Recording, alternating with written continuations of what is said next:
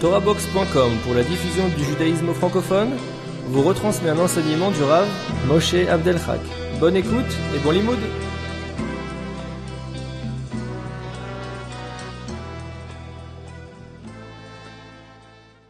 Vaishma Yitro, et quoi Sha'asa Hashem.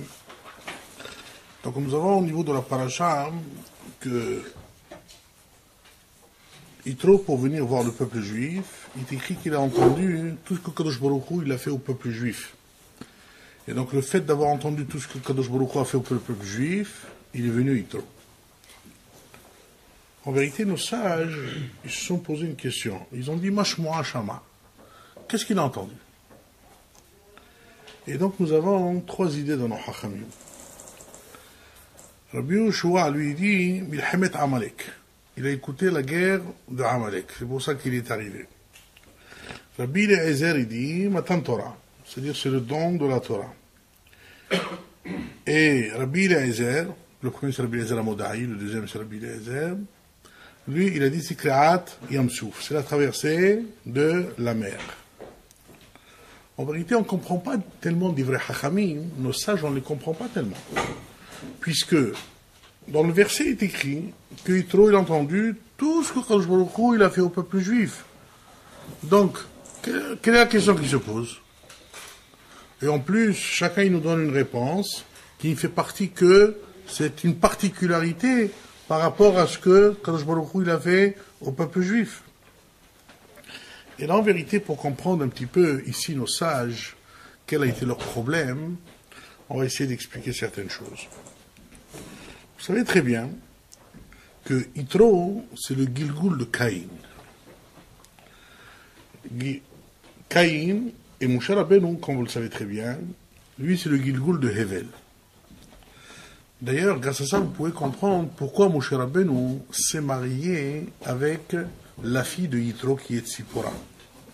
Parce qu'en vérité, l'une des interprétations de nos sages, c'est comment cela fait-il que Caïn a tué Hevel?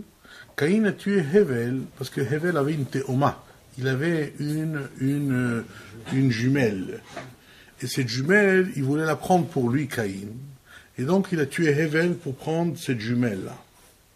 Donc par conséquent, au niveau de l'histoire, si on veut, Caïn, il a été mitgalgel dans Yitro. Et Yitro, il a une fille qui s'appelle Tzipora. Tzipora, c'est cette jumelle-là, qui était la jumelle de Hevel. Et donc, par conséquent, il se doit de réparer la chose. Donc, il a donné lui-même, c'est-à-dire cette fille-là, qui est en vérité la sœur de Hevel au niveau du Gilgul, il a donné à Moshe Rabbeinu. Et donc, c'est ça, le lien qu'il y a entre Yitro et Moshe Rabbeinu. Maintenant, comme vous le savez bien, donc Caïn, c'est Hevel. Caïn, c'est Yitro. Caïn, donc, c'est Yitro. Et il faut savoir que Caïn, lui, disent nos hachamim, nos sages, ils expliquent, Caïn, ils jouent sur les mots, ils disent ça vient du mot Ken. Ken, c'est ce qui veut dire le nid. Ah, voilà, c'est le nid de la Toum'a, c'est le nid de la pureté. Parce que il faut savoir que comme il y a le nid de la pureté, puisque on sait très bien dans la Torah est écrit que quand on va sur la route et on trouve un nid d'oiseaux, on doit renvoyer la mère et prendre les enfants. Ces enfants-là, bien sûr, parce qu'on sait très bien que le nid de la Kedusha, le Ken de la Kedusha, le nid de la sainteté, lui, il a bien sûr 7 enfants, c'est ce qu'on appelle les Sheva Midot. Puisque, comme vous savez très bien, c'est au niveau de 7 sphirot, qui sont Hesed, Gvura, Tiferet, Netzah, Hod, Yesod de la Malchut. Donc ça, au niveau de la sainteté, les enfants, chacun va représenter une idée. Le Hesed, lui, il va représenter ce qu'on appelle les Hasidim, c'est-à-dire c'est les gens pieux. Le Gvura, c'est les gens Giborim, c'est ceux qui arrivent à dominer, c'est-à-dire leurs instincts. Et puis, après, nous avons le Tiferet, et lui, c'est ce qu'on appelle Maré de Oraïta, c'est les maîtres de la Torah. Dans le sens, c'est les gens qui ont beaucoup étudié de la Torah. Après, nous avons Netzah, c'est les Hozim, c'est ce qu'on appelle les voyants, c'est-à-dire ils voient, Et puis nous avons le Hod, c'est les Nevi'im, ce qu'on appelle les prophètes. Le Yesod, c'est ce qu'on appelle les Tzadikim, bien sûr, puisque Tzadik, Yesod Olam. Et le Olam de la Malchut, bien sûr, c'est les Bené Lachim, c'est les enfants des rois. C'est-à-dire qui sont Am Israël en vérité. Ça, c'est les 7 midot qui sont au niveau de la Kedusha. De la même façon, au niveau de la sainteté, et comme il y a 7 midot au niveau de la Kedusha, il y a les 7 midot au niveau de la Tum'a. Et donc, Caïn, lui, il va être ce qu'on appelle Ken de Masavuta. Il va être ce qu'on appelle le nid de l'impureté. Et donc, par conséquent, Yitro, on va retrouver en lui ces 7 forces négatives. Grâce à ça, vous pouvez comprendre ce qu'ils vont dire Hachamenu. Hachamenu sages, ils vont dire que Yitro, il n'a avat kol avodah zara sheyesh ba'olam. Tous les avodah zara, tous les cultes étrangers qui existent dans le monde, lui, il les a servis. Pourquoi? Comment ça fait? Parce qu'en vérité, tous les autres tme'im, tous les autres impurs, chacun il a une force en lui. Celui-là, il va servir l'eau, celui-là, il va servir le feu, et ainsi de suite.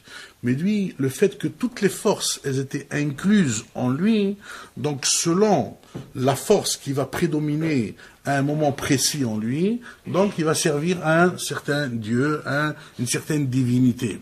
Et donc c'est pour ça que nos sages ils disent que Yitro, en vérité, a servi toutes les divinités existantes. Donc, pour nous expliquer que Yitro, il y avait en lui toutes les forces négatives qui existaient au niveau du Olam, au niveau du monde. Comme nous, Am Israël, dans la Kedusha, nous avons les 7 kohot, les 7 forces, et lui aussi, il avait de l'autre côté, c'est-à-dire les 7 forces qui étaient négatives. Maintenant, et ça, bien sûr, ça va expliquer quelque chose de très important. Il faut savoir que selon nos Hachamim, que selon nos sages, que la Yitro, c'est quelqu'un de très important au niveau de la Gérout, au niveau du fait qu'il s'est converti. C'est l'une des personnes les plus importantes qui s'est convertie dans le judaïsme. Comment cela fait-il? Parce qu'il faut savoir, Hachamenu, ils expliquent une idée très intéressante. Vous savez qu'au niveau de Moshe Rabbeinu, nous avons Vayivrach Moshe Menifne Paro, que Moshe Rabbeinu il s'est sauvé devant Paro, et après on le voit Vayeshev à la Be'er, et donc il s'est installé sur le Be'er, sur le puits. Hachamenu, ils ont dit, ce Be'er, c'est quoi ce puits? Be'er Maim Hayim, c'est le puits de l'eau, des eaux vives. Mais en vérité, c'est-à-dire qu'il est arrivé au summum de la Chokhmah, de la connaissance, Moshe Rabbeinu. Et donc, par conséquent, les Mefarshim se sont posé la question, quelle est la relation entre